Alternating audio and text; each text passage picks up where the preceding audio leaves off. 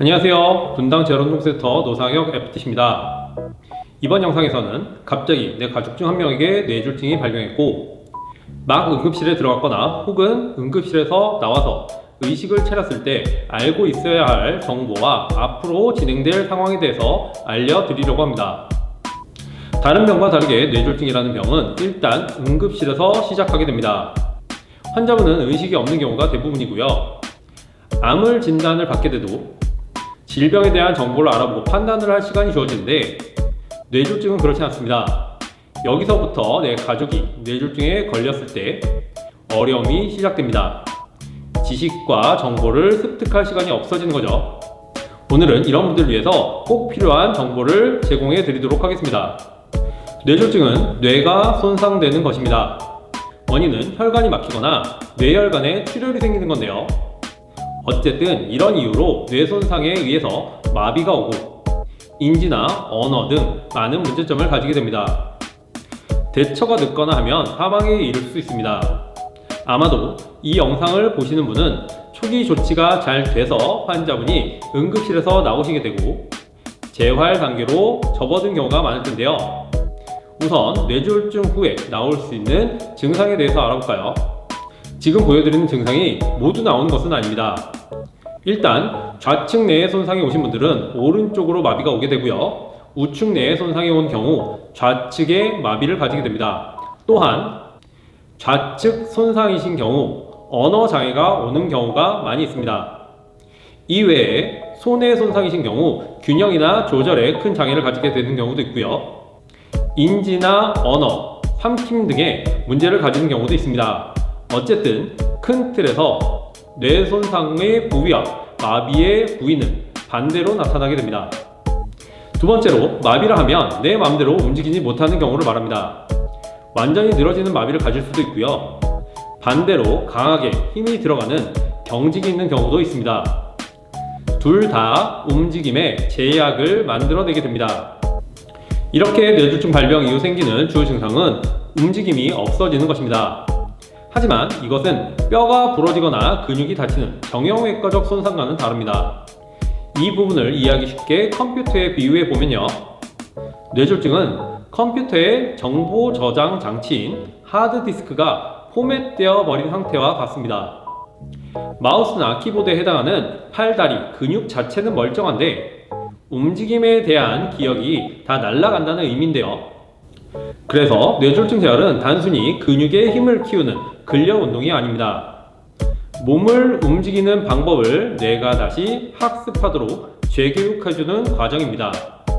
이 차이를 이해하는 것이 재활의 첫 걸음입니다. 지금 가족분이 대학병원에 입원 중이시라면 당황스러움에 뭘 해야 할지 모르실 수 있습니다. 환자분께서 수술 혹은 시술이 잘 되셨다면 안도하실 수 있지만 그렇다고 모든 게 끝난 것은 아닙니다. 보호자나 가족분은 지금부터 해야 할 일이 굉장히 많아지는데요. 불편하실 수 있지만 아주 현실적인 이야기를 해드리도록 하겠습니다. 환자분이 응급실이나 중환자실에서 나오셨다면 간병과 금전적인 부분을 먼저 고민하셔야 합니다. 그 다음 전원해야 할 재활병원도 알아보셔야 하는데요. 방금 중환자실에서 나왔는데 무슨 전원 이야기야? 난 대학병원에서 재활하고 퇴원할 건데 라고 생각하실 수 있지만 대학병원에 입원할 수 있는 기간은 그렇게 길지 않습니다. 내 뜻대로 길게 입원할 수도 없고요.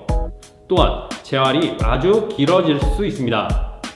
대학병원에 길게 입원할 수 없는 가장 큰 이유는 대학병원의 목표는 초기 조치, 둘째는 바이탈 사인의 안정화이기 때문입니다. 쉽게 말해 더 이상의 뇌손상을 막고 생명을 안전하게 유지하는 것이 목표인데요. 이 단계가 지나면 대학병원에서의 역할은 어느 정도 마무리가 됩니다. 보통은 한 달 정도, 길게는 6개월 정도가 지나면 퇴원 권고를 받게 되는데요. 이건 환자의 상태가 나빠져서가 아니라 본격적인 집중 재활을 위해서 다음 단계인 재활 전문 병원으로 이동해야 하는 시기가 왔다는 뜻입니다. 그래서 환자분이 의식이 돌아왔고 대학병원에서 재활이 시작되었다면 바로 재활병원을 알아보시는 것이 좋습니다. 뇌졸중 재활은 생각보다 긴 시간이 필요합니다. 보통 짧아도 6개월에서 길면은 1년에서 2년, 3년이 걸리기도 하는데요. 그래서 재활병원을 선택하는 것은 단순히 병실을 잡는 것보다 훨씬 중요한 결정입니다. 그럼 재활병원을 알아볼 때는 어떤 점을 고려해야 하는지 말씀드릴게요. 가장 중요한 것은 치료실의 분위기입니다. 요즘은 치료사분들의 스킬이 많이 차이가 나지는 않거든요. 대신 전체적으로 치료실의 분위기가 액티브한 것이 좋습니다. 단순히 시설만 볼 게 아니라 환자의 상태를 세밀하게 파악하고 열정적으로 치료하는 환경인지를 확인해 보셔야 합니다. 그래서 치료실을 꼭 한번 가보시는 것을 추천합니다. 재활은 환자뿐만 아니라 보호자에게도 고된 과정입니다. 집과 너무 멀면 보호자가 지치게 되고 이는 환자의 정서적 안정에도 영향을 미칩니다. 그래서 병원과 집과의 거리도 꼭 한번 확인해 보시고요. 장기 입원이 필요한 만큼 식사, 간병 시스템, 비용적인 측면이 우리의 가족 상황과 맞는지 꼼꼼히 따져봐야 합니다. 어느 병원이 제일 유명하대 라는 말에 휩쓸리기보다는 우리 환자분이 가장 편안하게 그리고 꾸준히 치료받을 수 있는 환경인지를 최우선으로 고려해 보시길 권해드립니다.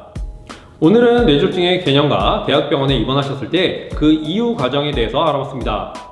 지금 당장은 눈앞이 캄캄하시겠지만 올바른 이해와 준비가 있다면 분명히 효과적으로 나아질 수 있습니다.